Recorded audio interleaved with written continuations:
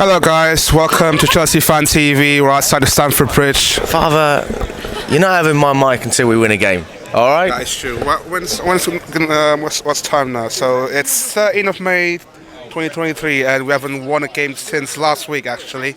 So Well, listen mate, I don't think you're going to be having my mic anytime soon. We managed to get a point today, 2-2 against Nottingham Forest. Can't see us getting any other points in the remaining fixtures. We've got United, City and Newcastle, but it's another point, mate. We're not going to get another win at least till next season, in my opinion. And before this game alone, I would have took a point after what happened last week. And it's just kind of expecting, after the Forest performance against Southampton, they were literally fighting for their lives today. And you can see they were fighting for a point. Fair, absolutely. And with the lineup itself, like, do I want to question Frank Lampard for it? Not really, apart from Mendy in that. But I don't have any problem with it because I think that the reason why he started Mendy is because he wants to see the valuation of how much we're going to sell him in the summer. Do you think Lampard actually cares about that? I don't know, man. What do you think? Well, I know what you think. You think that whoever's coming in is a yes man, and Bowley's telling them what to do. That's the impression that you give me. All jokes aside, what do you think? What do you think his transfer market value before this performance? It wasn't very high. That's the thing. Like, I'm kind of. If we're going to sell him by the summer, like at least around like 35 mil, I think. Mendy. We're not going to get 35. We only spent about 30 odd mil on him. Less than 25 then.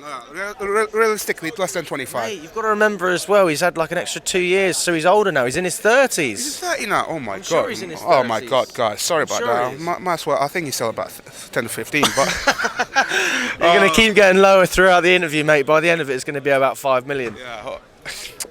Could be 1 million, man, but yeah, all jokes aside, I thought that was poor by Mendy. That first goal alone, that was a basic mistake. That I would have thought that Kepa could kept that out, and it's just that defensive lapses. Most of the times I've seen that, especially our second goal, set piece again. One of those things that we've been hampered a lot this season, and so far I think we've conceded most goals from set pieces, and that just goes to show you how vulnerable we are in communication defending that set pieces, you know.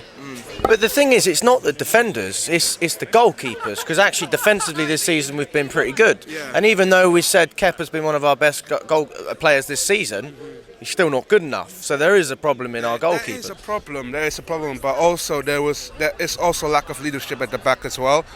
And with this goal, that second goal alone for me, that was a basic goal. Because I thought any Sunday League goalkeeper, even myself, I play a Sunday League team, Alex. I would have kept that off the goal. Really? I don't care if you are a professional player.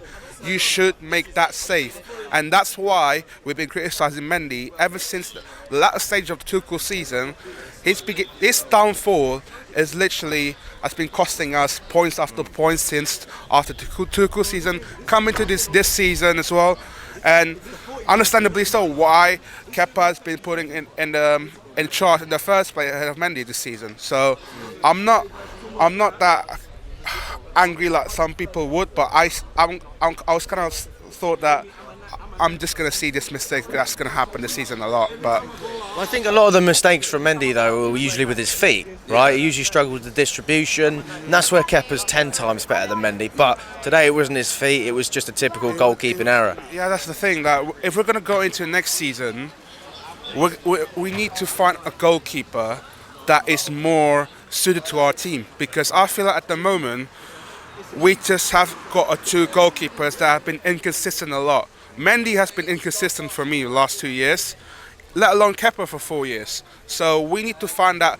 main goalkeeper, lots of, we talk about this in the podcast, Martinez, Maignan, David Raya, Robert Sanchez from Brighton. There's loads of goalkeepers in the market that we're getting right now. Unfortunately, Mike Maignan for me, I think we're going to get our competition from Man United, possibly Martinez as well. So you're going to have to get that deep in that market to get that priority number one goalie. Otherwise, we're going to have the same mistake next season. Well, it's not just the goalkeeper as well, it's the strikers. Even though we scored 2 goals today, there were so many moments where we were whipping crosses in with Ziyech or other players, and there was just no one in the box. That's the thing, and we've been crying out loud for a clinical striker since the likes of Diego Costa, and I've seen this kind of profiling of number 9 that people have been, talking about on social media a lot, and we have to be careful on what we're saying, because a number 9 striker can be interpreted in a different way. But on our team right now, we need that big destroyer like Costa, because at the moment we've got Havertz, we've got Aubameyang that's going to leave this summer. We're literally going to have to put Felix up front at some point next season if he does signs for us. But also, do you want to see Nkuku play in the centre forward role? I don't think so, man. Nah, man. I think I'm in the camp that we need a proper striker. But you got Tony with the betting allegations. You got issues with pricing. I'm not going to pay 150 million for Uzman. So, you're limited with options. You've got Kane, who you're probably going to end up paying 80 to 100 million for. Yeah. But even still, he's not young. So how long can you get out of him? That's the thing. If you're Harry Kane right now, you don't want to stuck in there for a while just because you love the club. And at the moment, if Poch just comes in, which is really annoying me, because I feel like from the point when we won against Bournemouth, they should have hired Poch. They should have announced that we hire Poch, okay? But then they took a long time. It's been 4 weeks now since Potter got sacked, and we haven't found a new manager now. And look, as a result now, you created a lot of discontent in our fan base, and some fragility that the fact that we're going to get into next season with the same problems as well.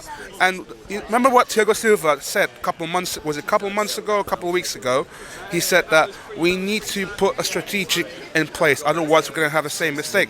And that's the thing, that when this director of football coming in, like Sir Paul Mitchell and or Michael Edwards this summer, if we're going to get those, either 2 of them, to work along Vivell, along with Paul Stanley and also Joe Shields as well, we're going to have a great organisation in the next coming years as well. Yeah, I think some of the best organisations do take time, but we can't shy away from the mistakes that have been made short term. It's been nothing short of a disaster, but we have a little bit of hope. We can see the success that Arsenal are having. Hopefully we can reciprocate that, and we already have winning mentality in our blood. It's not like we've been a top 4 team for 15 years like they were.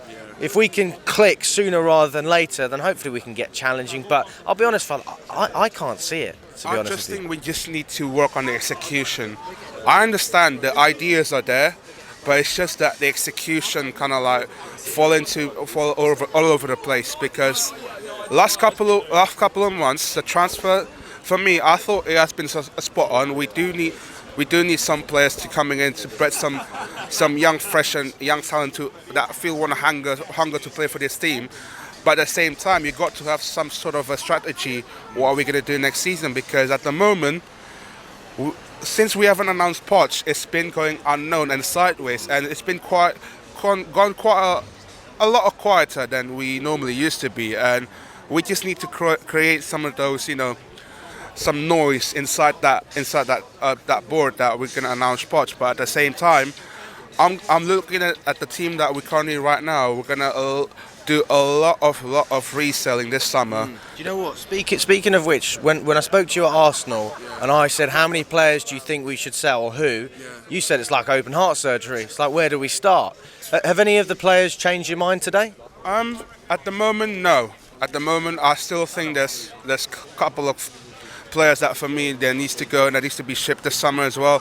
Plus, don't forget the fact that FFP, which I don't know why people underestimate about FFP this summer. We're gonna have to sell a lot of homegrown players on our team. That's about 6 of them, and then we're gonna have a lot of incomings as well by the time then. So it'll be sorted by the summer, but at the same time, these guys gonna have to get that execution on a perfect fashion, because by the time next season comes, we're gonna have to start banging some goals and some winning some games, and otherwise we're gonna fall backwards. So we're gonna have to do the right steps in the right time as well.